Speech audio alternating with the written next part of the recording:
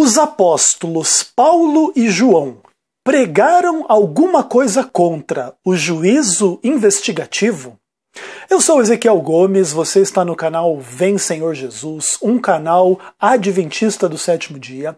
E quando a gente fala em adventismo, mais cedo ou mais tarde, surgem inúmeras polêmicas no mundo evangélico cristão de uma forma geral. E uma das questões mais questionadas dentro do entendimento adventista do sétimo dia em termos de teologia é a doutrina do juízo investigativo. Doutrina polêmica que gera muitas críticas, muitas dúvidas, uma doutrina muito atacada na internet, especialmente por parte de pessoas que querem passar uma impressão negativa do adventismo do sétimo dia e pegam um assunto amplo, profundo, complexo e diferente em relação à doutrina evangélica comum ou católica comum e tentam excitar o preconceito das pessoas, que seguem então os seus canais, etc., para que percebam o adventismo do sétimo dia como uma religião ou uma seita de doutrinas muito estranhas, muito esquisitas, heréticas, que vão contra a palavra de Deus. E nesse ponto, a doutrina do juízo investigativo é muito usada para dizer esse tipo de coisa da igreja adventista, tá bom? Agora sim, olha, o que acontece? O juízo investigativo, de fato, ele envolve muitas das distintivas conclusões adventistas no estudo da Bíblia, em termos especialmente da doutrina do santuário, mas também dos livros de Daniel e Apocalipse de uma forma geral, especialmente sobre o tema da salvação. Todas as noções de graça, lei, pecado, redenção, salvação, cruz, santuário, milênio, se encontram na doutrina do juízo. E aqui a gente já percebe que não vamos conseguir fazer uma abordagem exaustiva, completa e plena de um assunto tão profundo, complicado, polêmico e etc., em um pequeno vídeo. Então creio que esse é um tema para maiores considerações no futuro. Inclusive creio que seria prudente fazer talvez uma série sobre o conceito do juízo investigativo, como é que a gente o entende, o define, etc. Até porque a maioria dos críticos não define o conceito para depois criticar. Simplesmente cita o nome, juízo investigativo é uma doutrina estranha, esquisita, equivocada, incomum, herética, diabólica, e acabou. Mas não explica o que é a doutrina do juízo investigativo, por que se desenvolveu essa doutrina, quais fundamentos bíblicos são dados para esta doutrina e por que esses fundamentos estão equivocados, qual que é o problema de interpretação aí, etc, etc, etc. Geralmente você não tem uma abordagem assim, honestamente bíblica, Você tem, no caso, um desejo de denegrir a igreja e usa-se o fato de que as pessoas não conhecem o que é a doutrina do juízo investigativo e lançam sobre ela, então, essas características de muito complexa, muito equivocada, diabólica e etc, tá bom?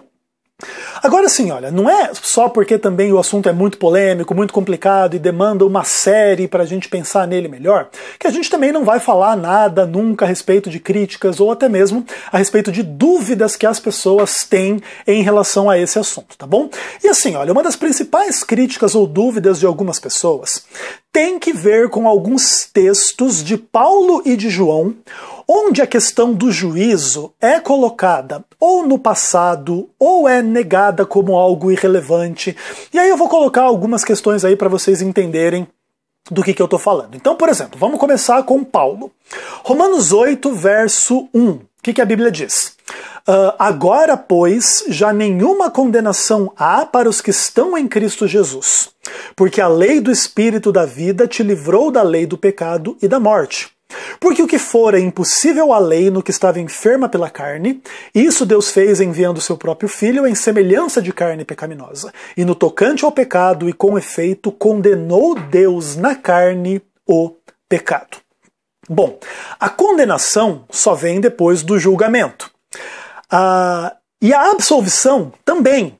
Então o que Paulo está dizendo aqui? Que já não há nenhuma condenação para quem está em Cristo é uma maneira de se dizer que já não há mais julgamento, porque já está absolvido.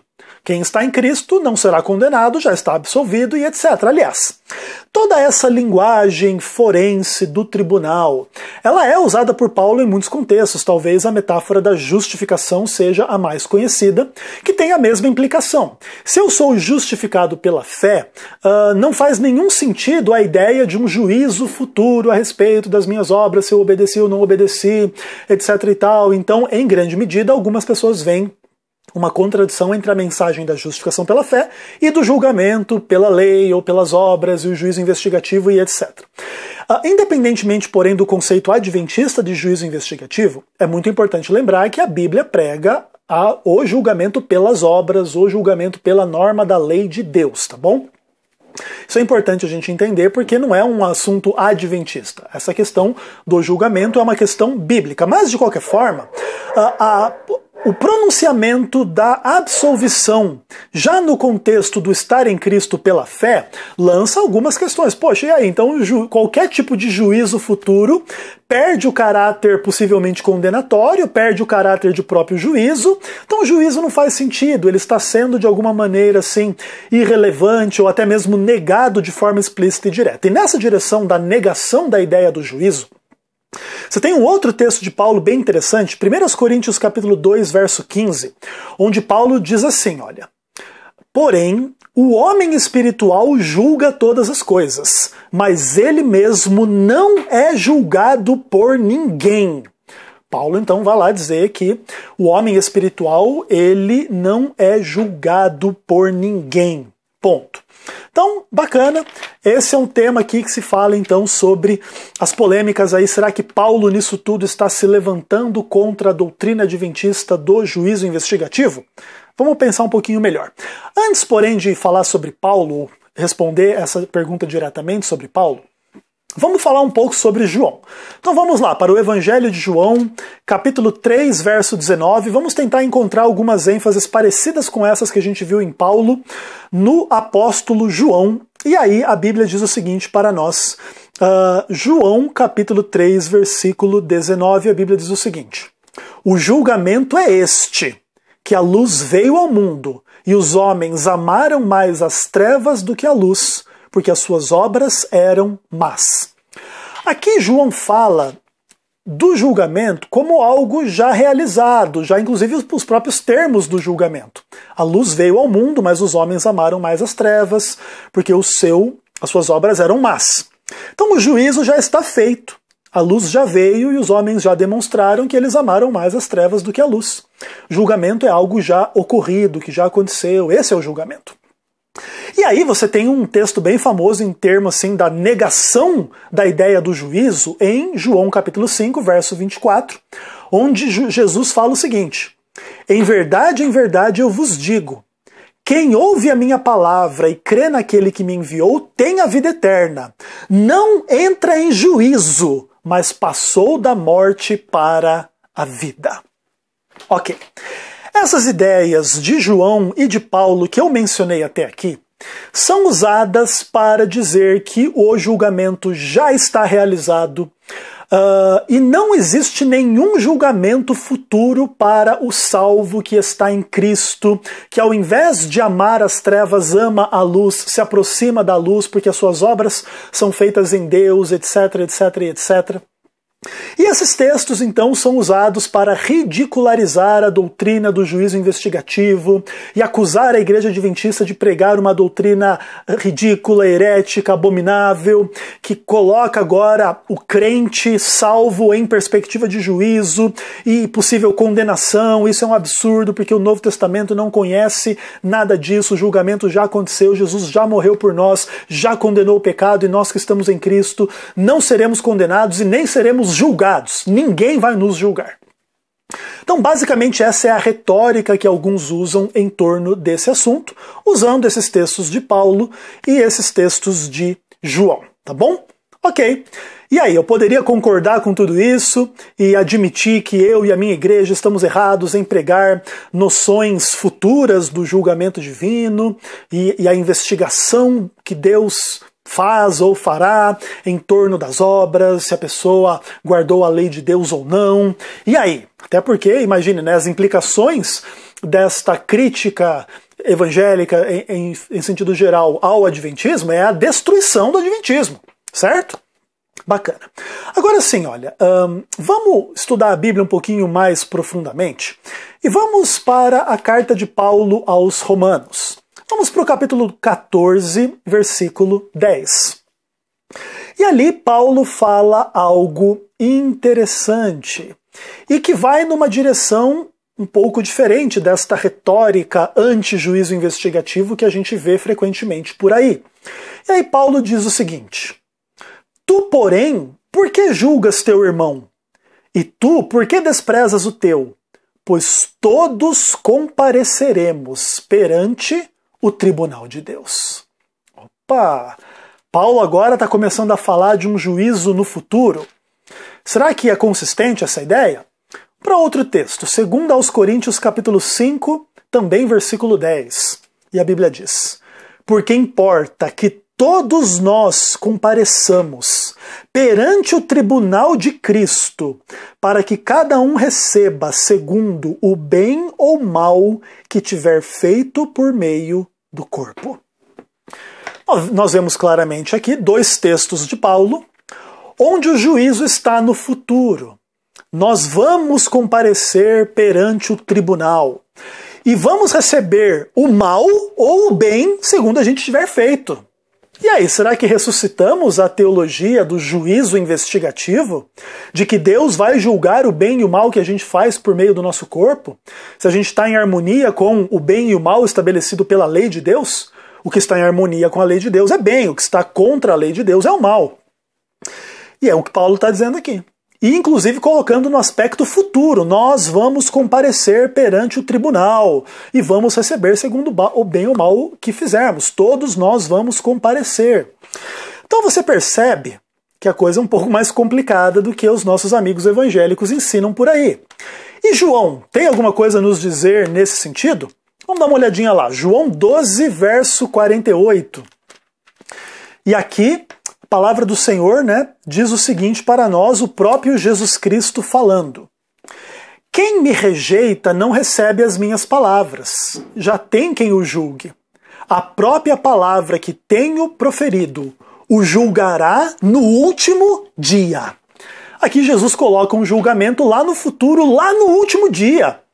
E a palavra dele iria julgar essas pessoas. E quem não recebe essa palavra, já tem quem o julgue. É a palavra que Jesus disse. Outro texto interessante é 1 João 4, verso 17, onde João fala assim: Nisto é em nós aperfeiçoado o amor, para que no dia do juízo mantenhamos confiança, pois segundo ele é, também nós somos neste mundo. Então aqui também João coloca um aspecto do juízo. Vai haver um dia do juízo e nós vamos ter confiança, porque o amor de Deus ele é aperfeiçoado em nós. Esse é todo o contexto onde João fala que Deus nos amou primeiro e nós devemos amar a Deus e amar os irmãos e etc. Por esses textos que eu acabei de ler, nós percebemos que o juízo divino nas Escrituras não é tão simples como alguns evangélicos pensam, para tentar de alguma maneira relativizar ou negar do juízo investigativo, que na verdade é um aspecto do juízo final, segundo o entendimento adventista do sétimo dia. Agora sim, olha, vamos pensar um pouco além disso tudo. Daniel capítulo 7, versos 9 e 10. Veja o que a palavra de Deus diz para aqueles que consideram o que a palavra de Deus tem a dizer. Continuei olhando até que foram postos os tronos, e o ancião de dias se assentou. Verso 10. Um rio de fogo manava e saía de diante dele. Milhares de milhares o serviam, e miríades de miríades estavam diante dele. Assentou-se o tribunal e abriram-se os livros. Opa! Está havendo um juízo usando-se livros? Está se investigando esses livros? Como é que é? Apocalipse 20, versículo 12. Vi também os mortos, grandes e pequenos, postos em pé diante do trono. Então se abriram livros. Ainda outro livro, o livro da vida, foi aberto. E os mortos foram julgados segundo as suas obras, conforme o que se achava escrito nos livros. Mas a doutrina do adventismo em termos de julgamento pelos livros, a investigação e definir quem fez o mal, quem fez o bem, não era uma heresia diabólica? E agora nós encontramos fundamento bíblico para essa heresia diabólica? A Bíblia está ensinando heresia diabólica? É isso? Percebemos claramente que os críticos do adventismo do sétimo dia frequentemente querem atacar a igreja a qualquer custo. Querem criar oposição, preconceito da parte de pessoas que não têm conhecimento e que às vezes não vão procurar ter conhecimento. Elas vão ouvir os seus líderes dizendo que o juízo investigativo é uma idiotice, uma coisa diabólica, elas vão crer e acabou, não vão estudar mais profundamente o tema. E a gente percebe, porém, na Bíblia, que a coisa vai muito além do que se ensina por aí. É bem verdade que existe um aspecto do julgamento que já está concretizado na cruz do Calvário, onde Jesus já julgou e condenou todo o pecado. Mas na minha e na sua vida ainda existe o pecado, e a gente ainda pode se arrepender e ser transformado. E isso gera o registro das ações que nós fazemos, os pensamentos que pensamos, palavras que falamos e etc. E essas coisas envolvem às vezes o bem e às vezes o mal, e nós seremos confrontados com estas palavras, com esses pensamentos, com essas atitudes, se elas estão em harmonia com a fé em Cristo, com a lei de Deus, ou com a vontade do diabo, o pecado, a maldade que existe nesse mundo. E Deus vai julgar tudo isso no juízo final, e o juízo investigativo simplesmente é um aspecto do juízo final. Existem muitas críticas à ideia do juízo investigativo. Uma delas é sobre a onisciência de Deus. Deus é onisciente, não precisa julgar nada, nem ninguém, porque ele já conhece tudo e todos e tal, e a teologia adventista é ridícula porque implica que Deus não é onisciente, etc. e tal. Para as pessoas que pensam isso, eu vou trazer um parágrafozinho desta obra aqui, 70 Semanas, Levítico e a Natureza da Profecia, um artigo de Ivan T. Blazen, né? O nome do artigo é Justificação e Juízo. E ali na página 271 desse livro, o Ivan ele traz um parágrafo dizendo o seguinte: quando os adventistas do sétimo dia falam de um juízo investigativo, não se deve entender que Deus procura informações que ele não possui. Afinal, Deus é o autor dos livros que são abertos no juízo. Os livros não são um novo conhecimento que Deus ainda vai adquirir, mas o antigo conhecimento que agora ele vai expor. Assim, o propósito do juízo investigativo da parte de Deus não é que ele venha descobrir a realidade, mas desmascará-la. Não é encontrar a verdade, mas revelá-la. O texto de Apocalipse 20, o texto de Daniel 7, coloca o juízo num contexto dos tronos, dos seres celestiais e da abertura dos livros, onde Deus vai mostrar para o universo por que ele salvou alguns e por que ele não salvou os outros. E Deus não está procurando informações. Deus é onisciente, sabe de tudo antes de tudo. Deus conhece todas as coisas. Agora, ele está fazendo um julgamento público para demonstrar a justiça das suas atitudes. Deus fez tudo por nós para a nossa salvação. Ainda assim, nós podemos não ser salvos, podemos rejeitar a graça de Cristo, a lei de Deus, a vontade de Deus para a nossa vida. E por que um foi salvo e outro não foi? É uma pergunta que Deus conhece, mas as criaturas não conhecem, porque as criaturas não leem o coração. E é por isso que no juízo Deus traz os livros, onde estão escritos os pensamentos, propósitos e atitudes do coração de cada pessoa.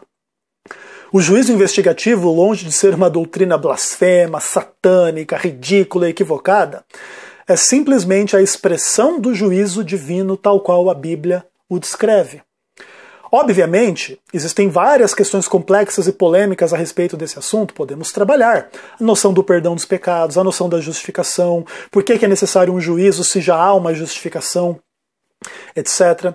Inclusive, para aqueles que quiserem saber mais, eu vou colocar um link na descrição desse vídeo de um artigo, que é justamente esse artigo do Ivan Blazen, que fala sobre justificação e juízo. E aí você vai poder ler, acho que tem umas 40 páginas esse artigo, um artigo extenso, dividido em vários artigos menores. E se você quiser, você vai poder ver e ler por si mesmo. Agora, o mais importante é o seguinte: Quando Paulo ou João, eles negam o juízo, não vai ser julgado por ninguém, e não entra em juízo porque já passou da vida para a morte, eles simplesmente estão dizendo que os cristãos não serão condenados. A negação é a negação da condenação.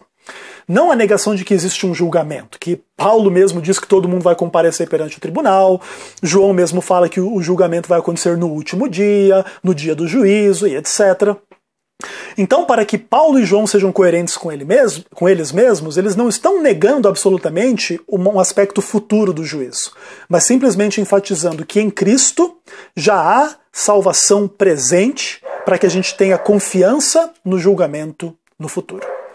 Essa é a mensagem do Novo Testamento e essa é a mensagem da teologia adventista. Um abraço, fiquem com Deus, até o próximo vídeo, se Deus quiser.